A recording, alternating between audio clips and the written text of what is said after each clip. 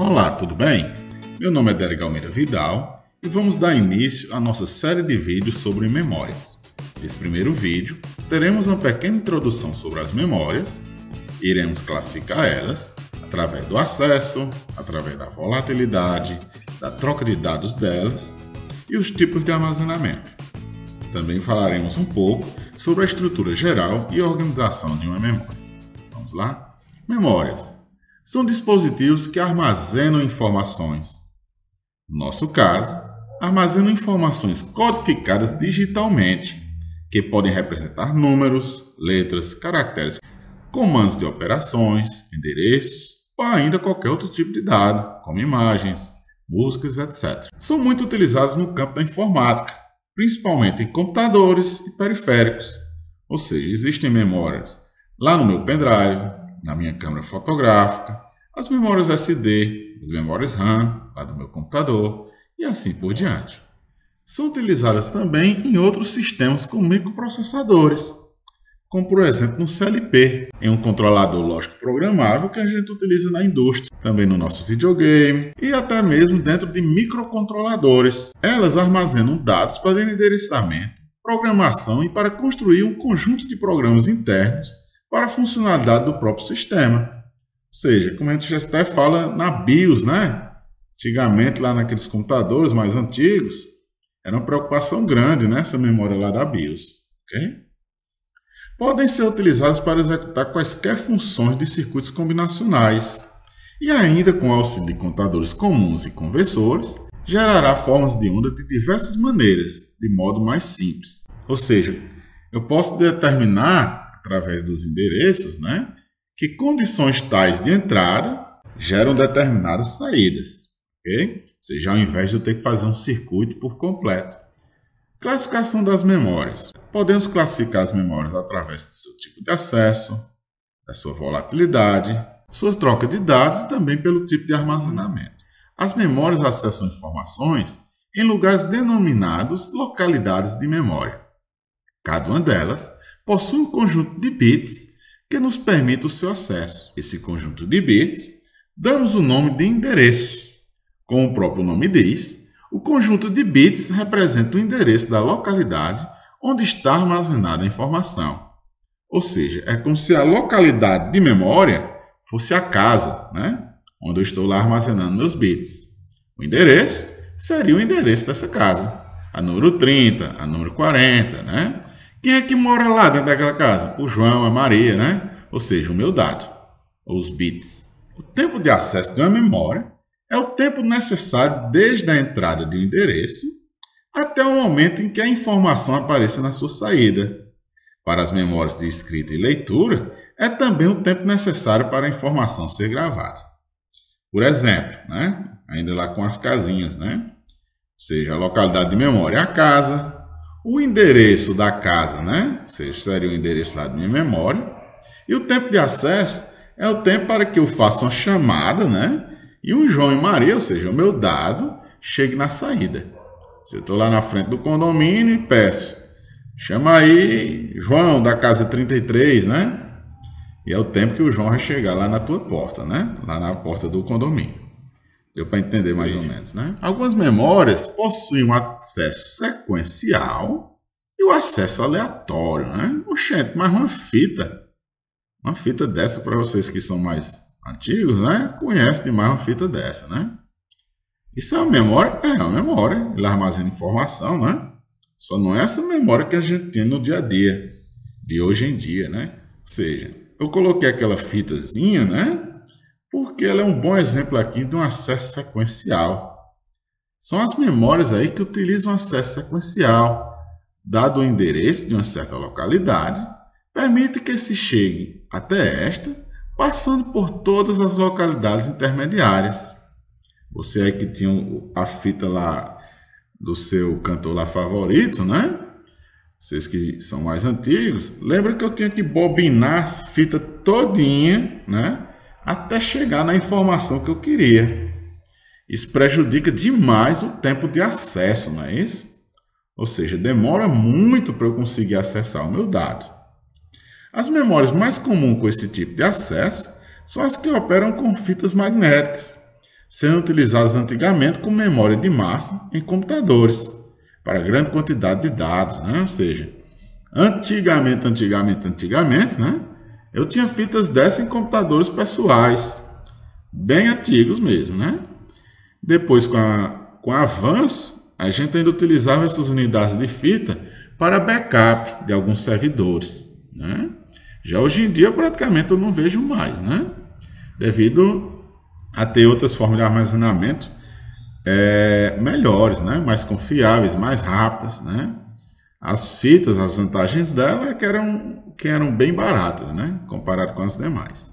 Por exemplo, em uma fita magnética, para que tenhamos acesso a informação armazenada em uma localidade qualquer, necessitamos enrolar a fita até o ponto dessa localidade.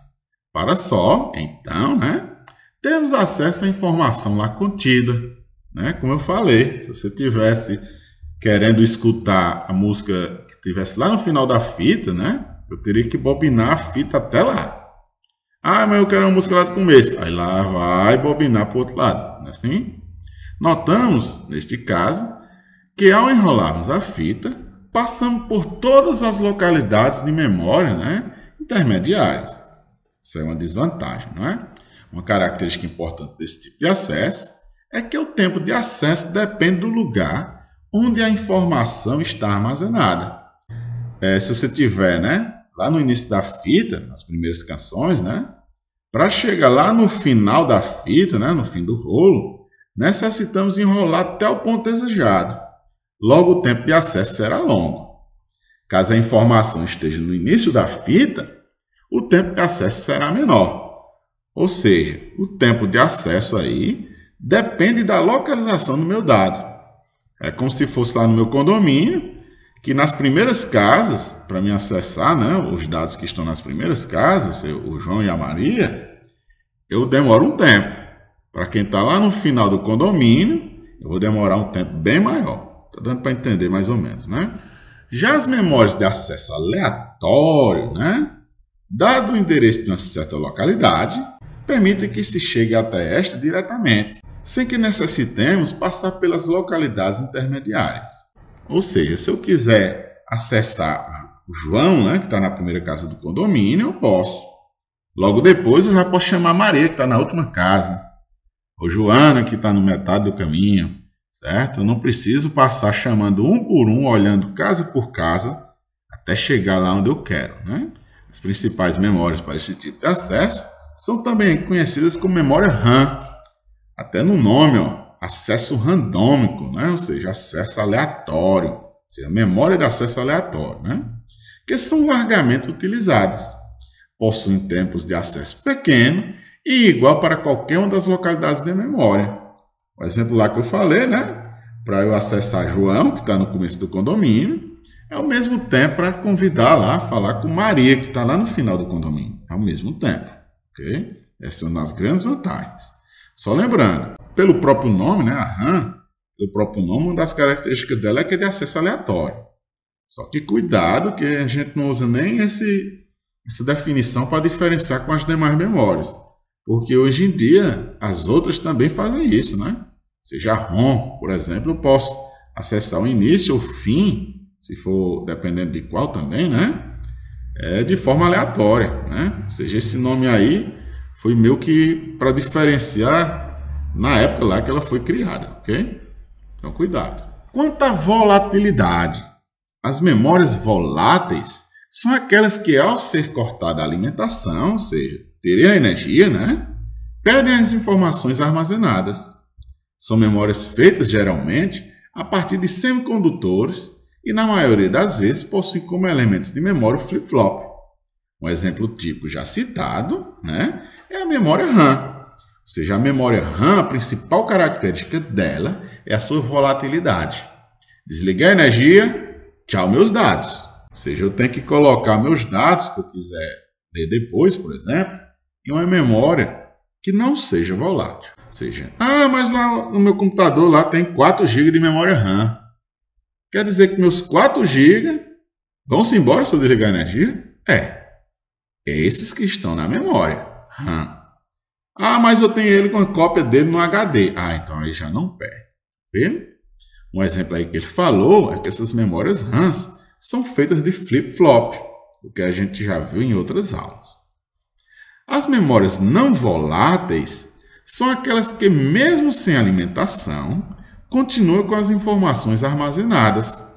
Dentre essas, se destacam as memórias magnéticas, por exemplo, o disco rígido no meu computador, né? E as eletrônicas, como o ROM, PROM e EPROM. Né? Ou seja, eu pergunto, aquela fita lá que eu falei, ela é volátil ou não volátil? Né? Ela não é volátil. Troca de dados. No que se refere à troca de dados com outros componentes dos sistemas, as memórias podem ser ou de escrita e leitura, são aquelas que permitem acesso a uma localidade qualquer para armazenar a informação desejada. Além disso, permite o acesso também para a leitura de dados. As memórias RAM também se enquadram nessa situação. Ou seja, a memória RAM eu posso escrever nela, posso apagar, posso ler, posso fazer o que eu quiser, como se fosse um caderno, né? Estivesse escrevendo com um lápis lá.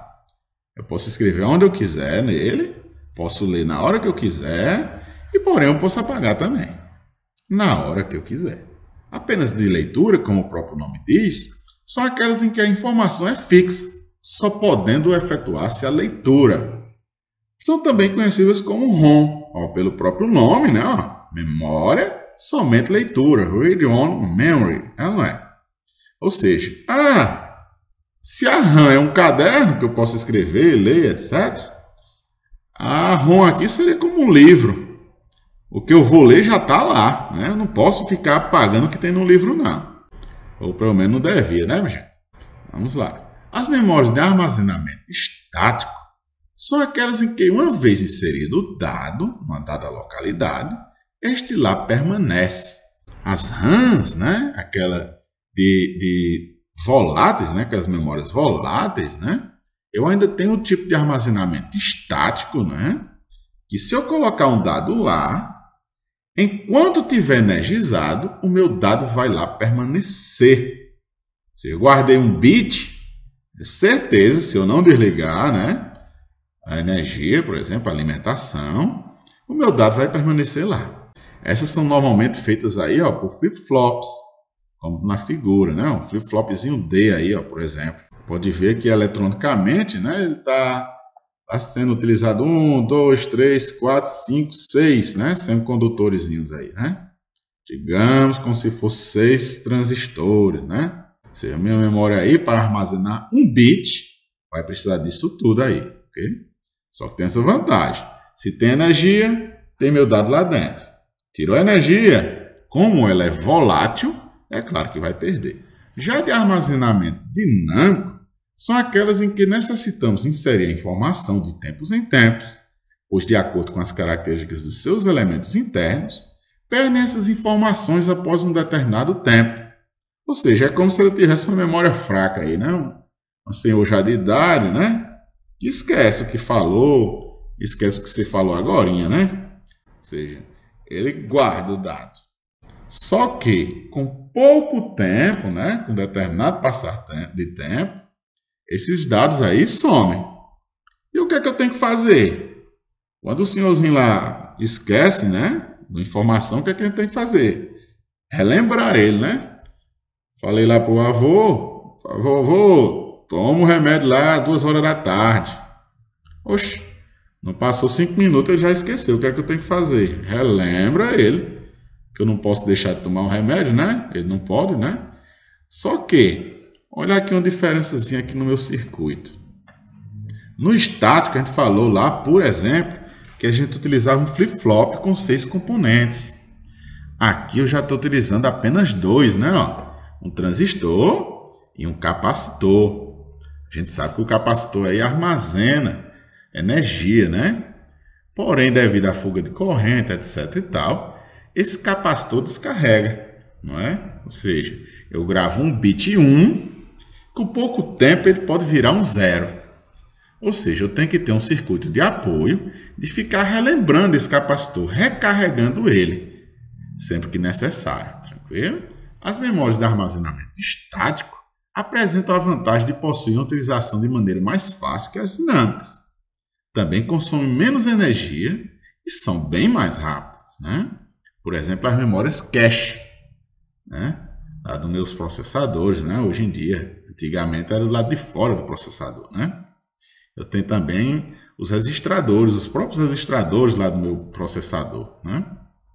Porém, né? Essas memórias estáticas são mais caras e permitem um menor armazenamento em uma mesma área física.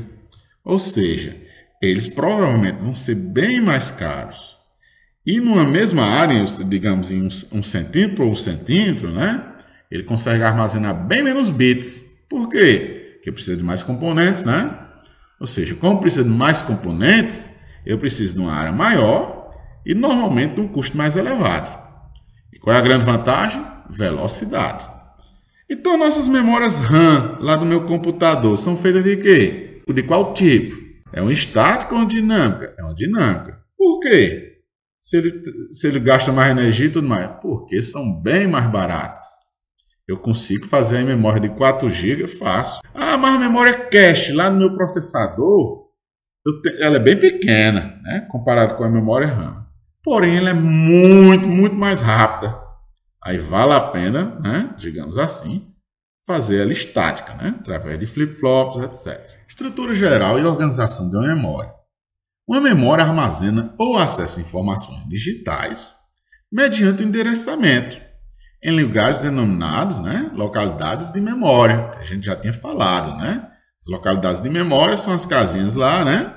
Endereçamento seria o número da casa lá no meu condomínio. Para o acesso a essas localidades, o bloco possui uma série de terminais, né, de entrada de endereço, que são ligados a um conjunto de fios denominado barra de endereço, address bus, né, em inglês, ou barramento de endereço também a gente costuma chamar, sendo este o responsável por todo o endereçamento de um sistema com microprocessador. Ou seja, através do meu barramento de endereço, que eu vou passar em qual endereço, né, da memória que eu estou querendo ler, que eu estou querendo escrever, etc. Para a entrada e saída de dados, da mesma forma, o bloco possui uma série de terminais ligados à barra de dados, ou data bus, ou barramento de dados também, como a gente costuma chamar. Além disso, o bloco de memória também possui terminais de controle ligados a uma barra de controle, o barramento de controle, ou control bus. Ou seja, uma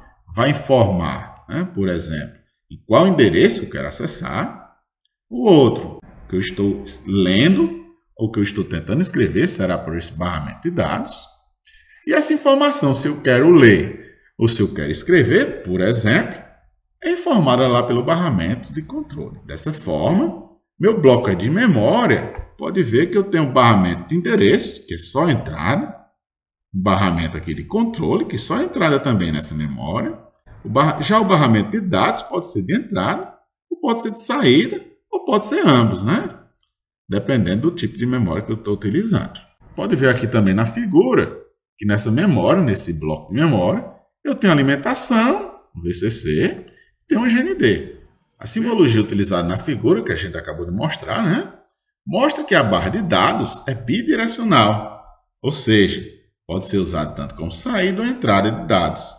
Isto nos tipos mais comuns de memória escrita, né, e leitura do tipo RAM, sendo um terminal apropriado da barra de controle responsável por esse procedimento. Ou seja, lá no barramento de controle, eu vou ter um pino, por exemplo, um fio, que vai informar se eu estou querendo ler, se eu estou querendo escrever, etc. Por exemplo, aqui, com os pinos de uma memória 6116. Né? Essa é uma memóriazinha comercial, bastante comum antigamente. Né? Eu peguei aqui só de exemplo. Pode ver que eu já tenho aqui os pinos, né, ó, do 1 a 8, por exemplo, que tem lá o A0, A1, A2, opa, aqui ó, continua, A8, A9, A10, né? Esses daí são as entradas de endereçamento, ó, address inputs, não sei nem se eu falei certo. Já aqui também, ó, nos pinos 9, 10, 11 e assim por diante, ó, 17, eu tenho I/O, né, I/O, né, I/O, ou seja, de input, output, ou seja, de entrada e saída. De quê? De dados. Ó. Entrada de dados e saída de dados. Ok? Essas I/O aqui. Ó. Se vê o I/O já sabe. Ok? Ah, professor, mas então quer dizer que esses As, ó, os Azinhos aqui, são o barramento de quê? O barramento de endereço. Esses I barra O são o quê? Meu barramento de dados.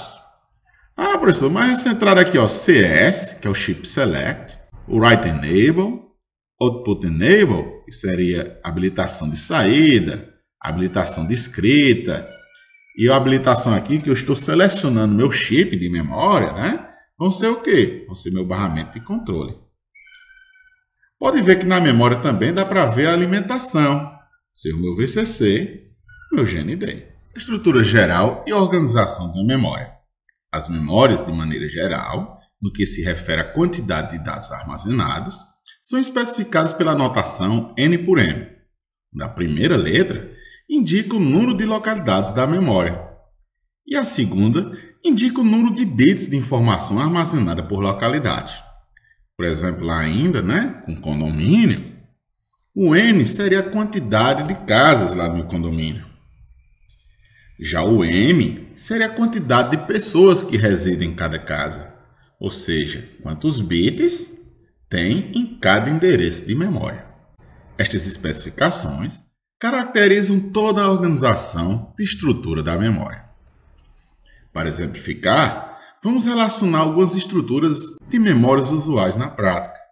É o 32 por 8, 128 por 8, 1K por 4, 64K por 8, 2 MB por 16. Ou seja, nesse primeiro caso, eu tenho 32 posições, cada uma com 8 bits, ou seja, 32 bytes, 128 bytes. Aqui eu tenho 1K endereços, 1K posições de memória. Cada memória dessa com 4 bits, um nibble, né? Aqui, ó, eu tenho 2 mega endereços, posições de memória.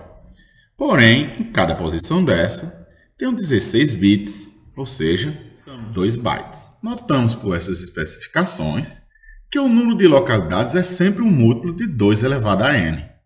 Fato derivado da possibilidade total de localidades por um determinado número de fios ou terminais, que seria o n, em situação binária. Ou seja, se eu tenho lá duas entradas, né, 2 fios no meu barramento de endereço, eu vou ter 2 elevado a 2, ou seja, 4 endereços.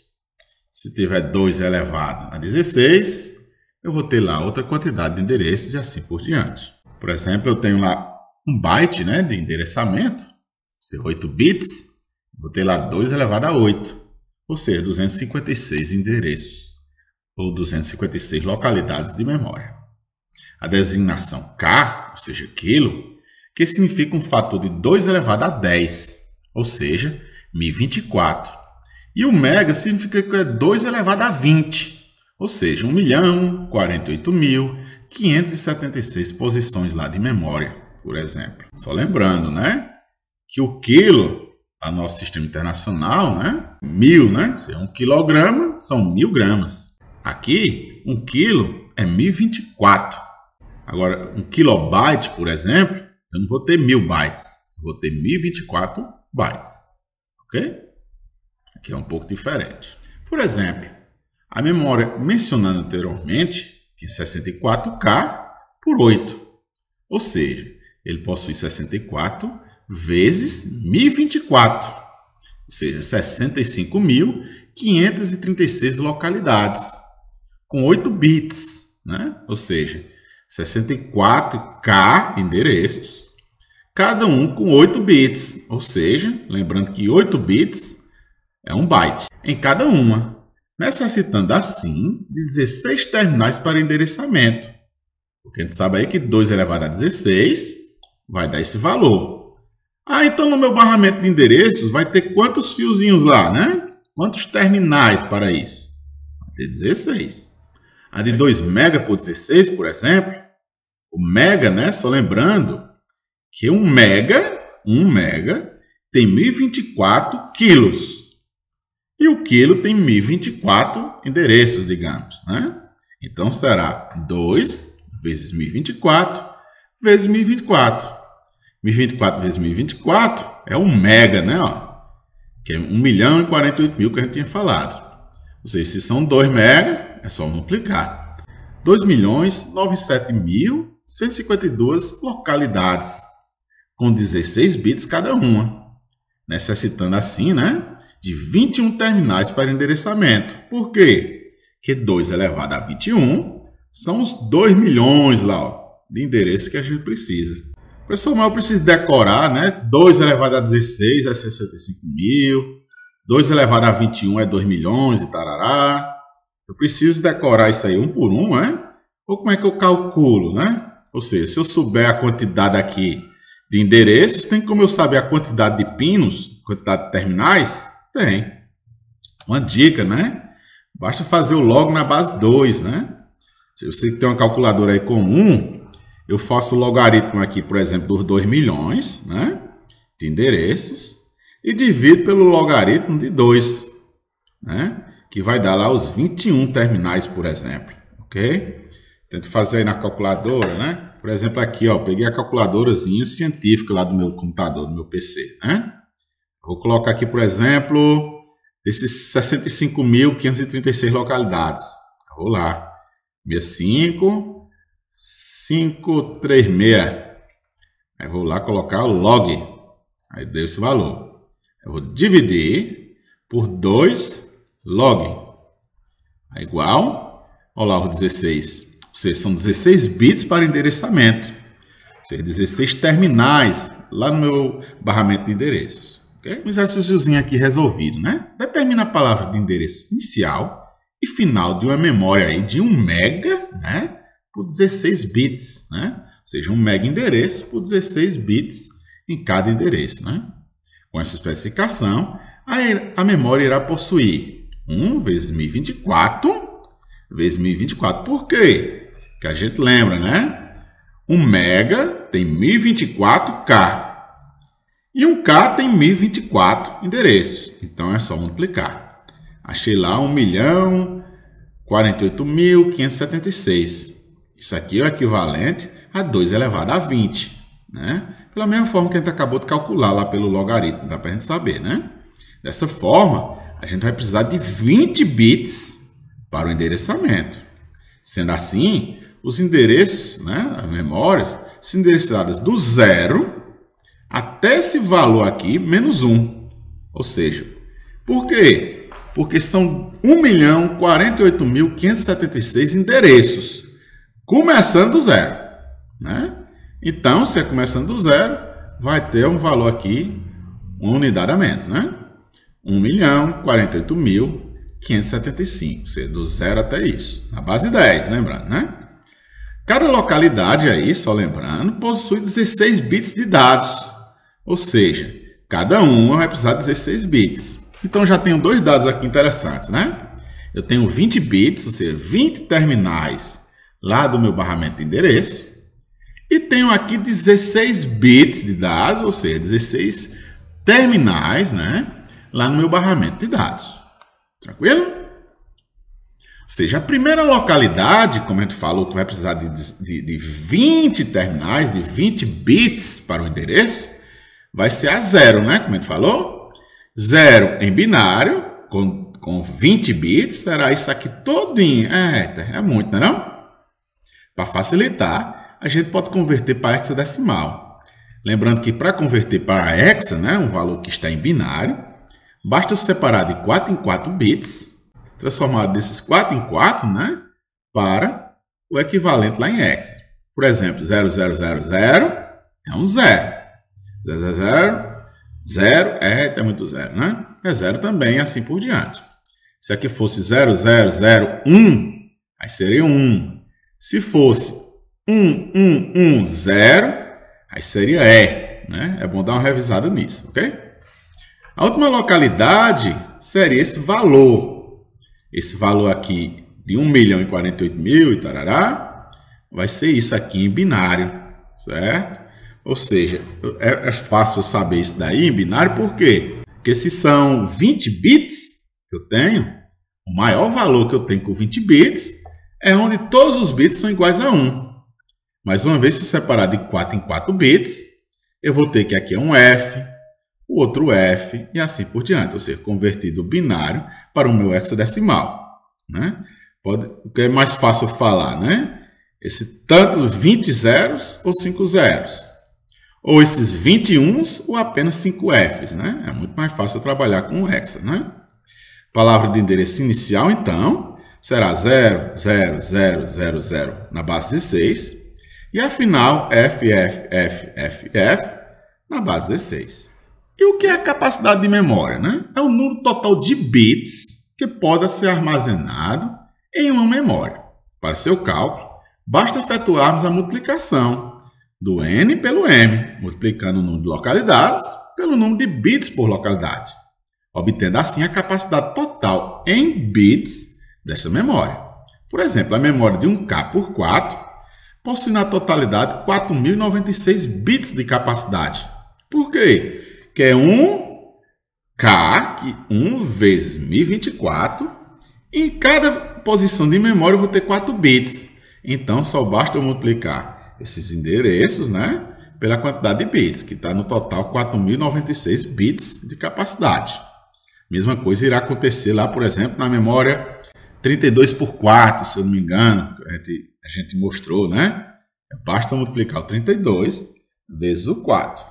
Palavra de endereço é definida como sendo um conjunto de níveis lógicos ou bits necessários para o endereçamento de uma determinada localidade de memória, para acesso ao dado. Para facilitar a escrita da palavra de endereço relativa a cada localidade, bem como sua utilização na programação, é comum transcrever-se esse conjunto de bits diretamente para hexadecimal, como a gente fez, né? Ao invés de botar ali 20 zeros, eu coloquei somente 5. E lá em hexa, muito mais fácil de trabalhar. É claro que isso aqui a gente está trabalhando lá no baixo nível, né? É muito complicado isso aqui para você que trabalha lá com o nosso querido Assembly, né? Eita, ali era tempo bom, para não dizer o contrário. Visto que esse sistema de numeração permite a representação de cada 4 bits, utilizando apenas um dígito hexadecimal, através da conversão direta. Lembrando lá que o hexadecimal vai do 0, 1, 2, 3, 9, aí o A, B, C até o F, que seria no caso do 0 ao 15. Tá lembrando? O livro que a gente está utilizando nessas aulas é o do Capuano e do Idoeta, né? Elementos de Eletrônica Digital. É um livro que já teve aí diversas edições, um livro muito bom, muito simples, né? Muito direto no ponto que a gente quer. Fica a dica aí para vocês adquirirem. Muito obrigado por ter assistido a nossa videoaula. Espero que tenham curtido. Por favor, compartilhem aí com os amigos. Por favor, também comentem. E se desejar, é só chamar. Pode tirar as dúvidas.